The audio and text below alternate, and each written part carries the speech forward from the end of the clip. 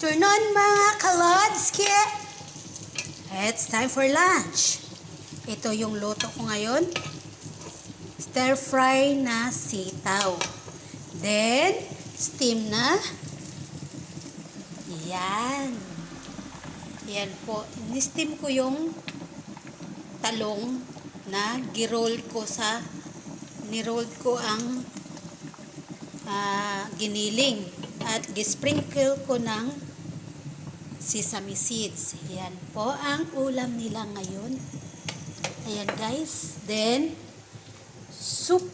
Kumbaga sinabawan na kalubay. Upo. Sinabawan na upo na may tofu at saka ano pa nga yun? Tofu at saka ito. Ito po siya. Hindi ko alam kung anong pangalan nitong ano na to. Hindi naman siya dried tofu. Itlog ata yan. Ito, sinabawan. Mamaya i-transfer ko dyan kasi wala kasing malaking ano eh. Tofu siya na may kalubay. Ayan po. Ayan po siya. Ayan po ang... Tapos ilagay ko yan dito.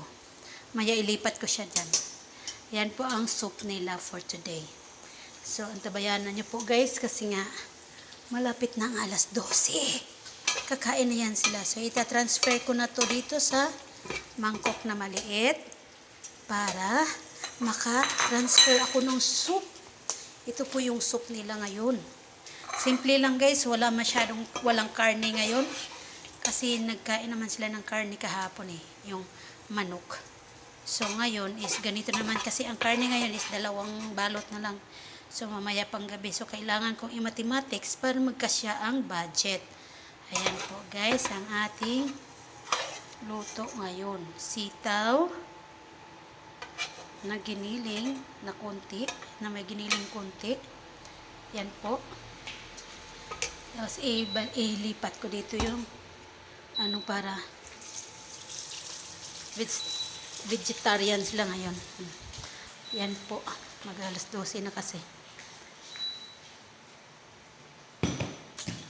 Yan po ang ating sitil. Ilagay natin yun ang gibay. Yes, mamaya na po. Talong na. Yan po siya. Titingnan nyo po yung talong. May sesame seeds yan, sprinkles niyan. Ang nilagay ko sa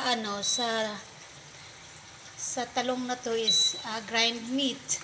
Ang grind meat, nilagyan ko ng oyster sauce, cornstarch, at konting harina, tapos soy sauce, asin, at saka paminta powder.